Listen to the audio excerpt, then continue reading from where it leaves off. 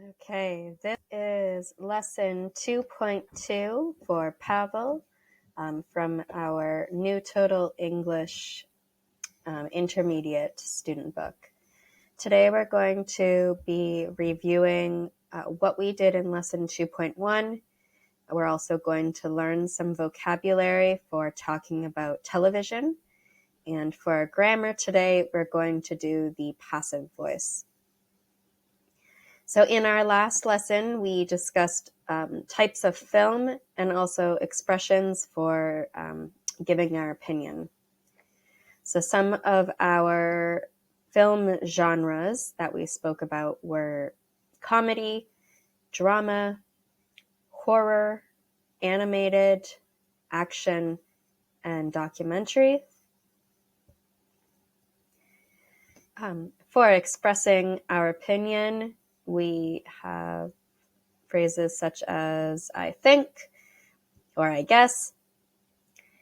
To disagree, we have that's true, but, or I'm not sure about that. To agree with someone, we can just say I agree or that makes sense. And if we're not sure because things might change, we can say, well, maybe it depends on, or depends who, or depends when.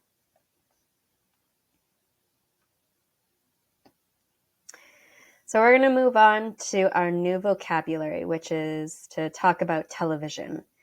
We have lots of words that we use when discussing television. First, we're going to go over some of the different parts or components of TV, and then we will talk about adjectives that we use to describe television. So first of all, we have channel.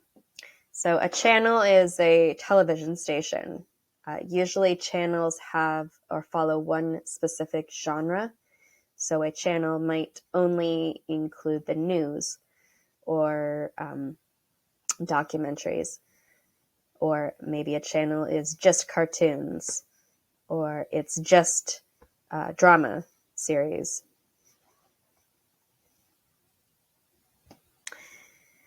In between television programs, we have commercials. So commercials are those advertisements that we see on TV that play in between TV programs. Their goal is to try to sell a product or service.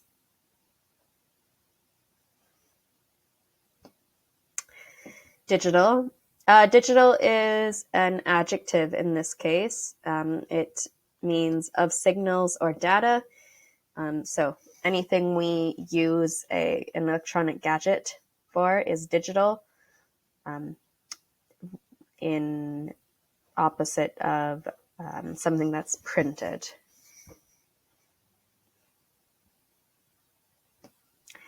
Live, also used as an adjective here. Live means it's transmitted at the time of occurrence, not from a recording, meaning we are seeing it as it happens. It wasn't recorded in advance and then edited.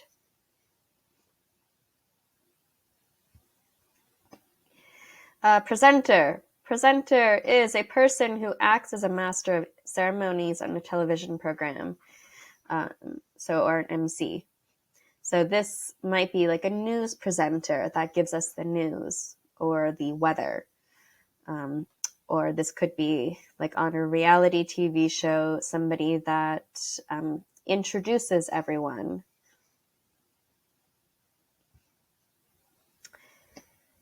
We have producers. So producer is a person who funds a program. They're the ones that make these series or these films happen, or they pay for them.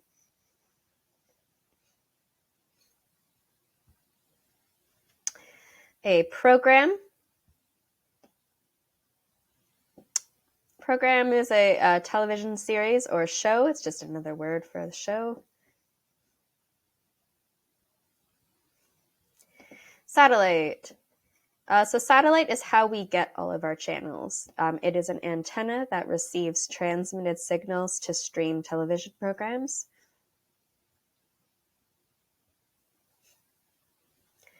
Our screen. A screen is what we're looking at. It is a monitor on which people watch videos or television. We have also our computer screens. So it's what we watch.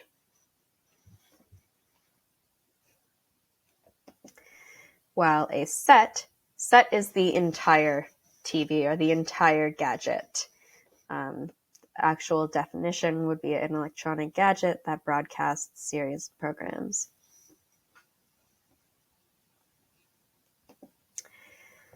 All right, and then finally, viewers. Viewers are the people watching television at home, or like yourself, you are a viewer of this lesson right now.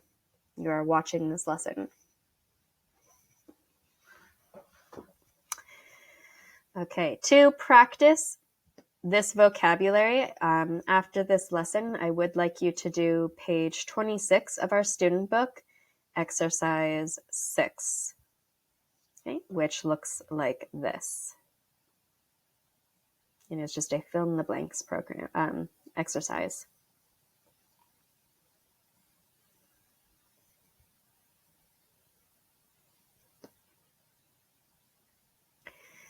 So we have some other vocabulary that we use for to talk about television, and these are all of our adjectives, so our describing words. We have lots of adjectives that are often used to talk about programs, such as annoying. So if a program is annoying, it means it's irritating. We would only use this for things that we don't like. Okay? Maybe the people are annoying, maybe the story doesn't make sense. There are lots of factors that can make it annoying. If it is boring, it means it is not interesting. Maybe it makes us fall asleep. Maybe it's something we just don't relate to. There's not a lot of action. This would be boring.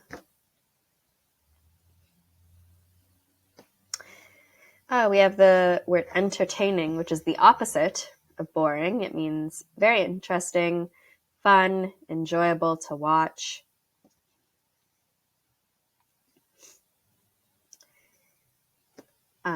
Exciting is a similar word. Exciting would mean very fast-paced or lots of action.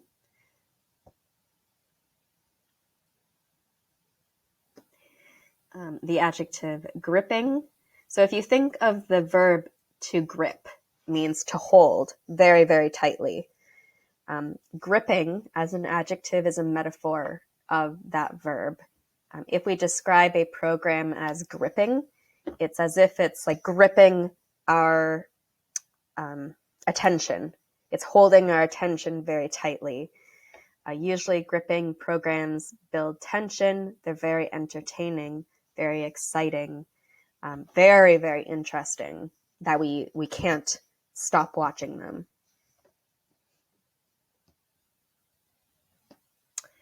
Our next adjective is incredible. Incredible is used to describe lots of things. It means the same thing in any context. It just means very good or great. Right. Our next one is inspiring. Inspiring means it motivates us to take action. So maybe it's something that's very serious. Maybe it's like a documentary about the environment. If it's inspiring, it might make us want to be more environmentally friendly. Maybe it's a love story. It might inspire us to express our love more openly. Either way, it makes us want to do something.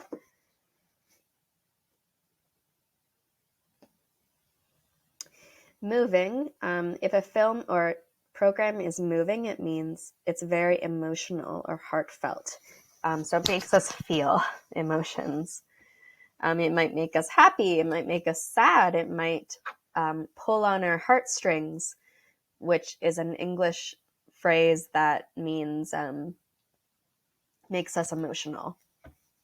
So moving films are normally, or programs are normally dramas.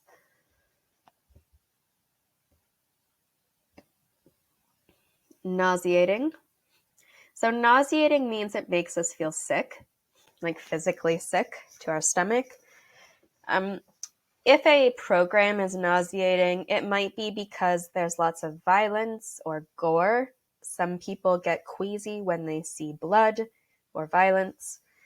So these might be things that we describe as nauseating. Or if they're just so ridiculous, we can use this word as a hyperbole, meaning an exaggeration. So I might say, oh, that program is so stupid that it's nauseating.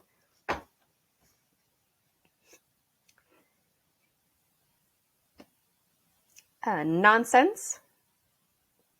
If a program is nonsense, it means it's ridiculous.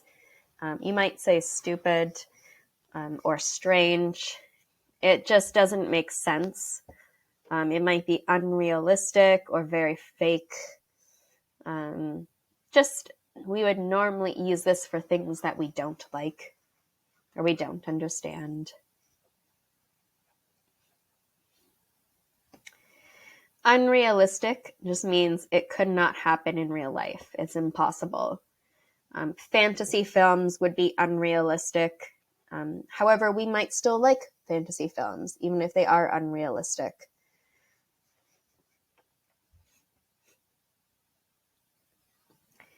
And then unwatchable means it is so bad that you could not watch it. Like you have to turn it off. You might leave the movie theater. You might change the channel. It is just so horrible you don't want to spend any more time watching it. So to practice this vocabulary, I'd like you to think of programs you have seen which you would describe using the adjectives above. So, for example, I find reality TV shows very annoying.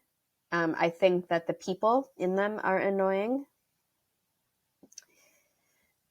As far as entertaining, a series that I have watched recently is the Power series that I think is very entertaining. It's about a family that is involved in crime. It's also very exciting and gripping. But things that I think are nonsense, films such as Blind in Love or Love is Blind. I think this series is nonsense. It's just, I don't know why anybody would involve themselves in it. It's a very strange concept. And to me, that makes it unwatchable. But I'd love to know your opinion. What types of programs do you think are annoying, boring, entertaining, exciting, gripping, and so on?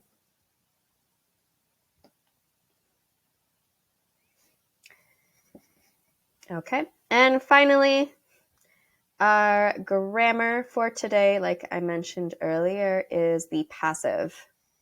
So we have lots of different uses for the passive. Our first use, it's to describe what happens to someone or something. So a standard sentence in English would start with the person or thing that is doing the action. Passive is the opposite. It's describing what is happening to someone or something.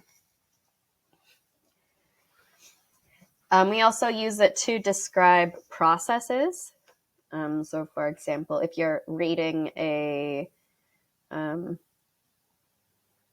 instructions, for example, it might say the bread is then cooked for 30 minutes, or the stand is mounted onto the wall. Use 3, we can use it to avoid saying who is responsible. So this would be like saying I was hit instead of saying she hit me. I'm avoiding blame or blaming another person or putting the responsibility on someone else and just focusing on what happened.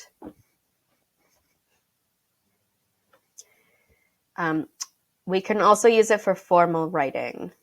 very often in academic writing or professional writing, we would use the passive voice to avoid using personal pronouns.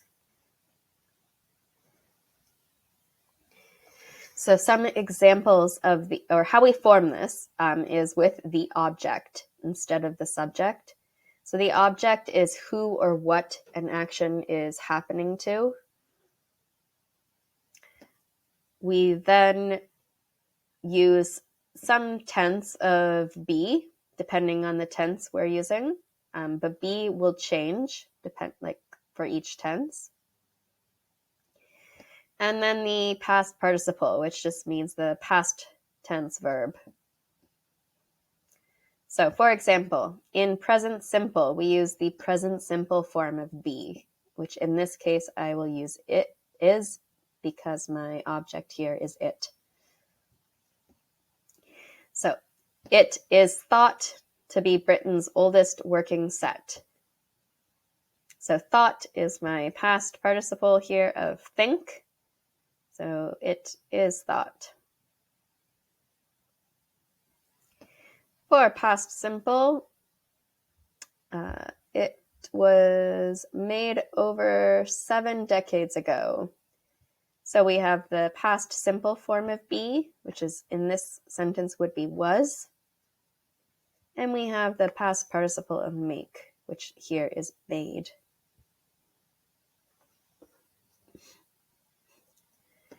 Our present perfect simple. Present perfect meaning using the present tense of have, so either have or has, and then the past participle of whichever verb we're using. In this case, for present perfect passive, it would be been, which is our present or our past participle of be. So our example, the set has been converted from analog to digital. So converted being our past of convert.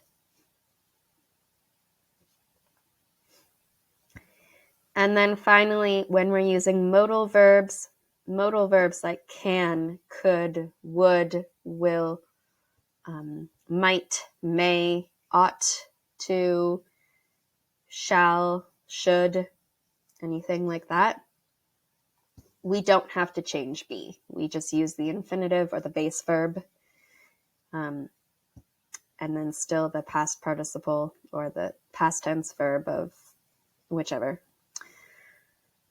So it can be used for many years to come. We have our modal can.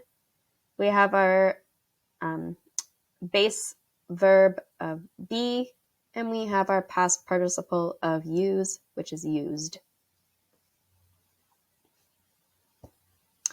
So to practice this, I would like you to do the student book, page 27, exercises 10, 12, and 13.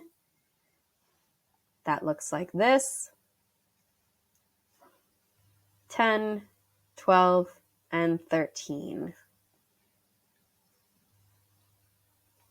This will help you, and there's some extra information here on the passive voice to remind you.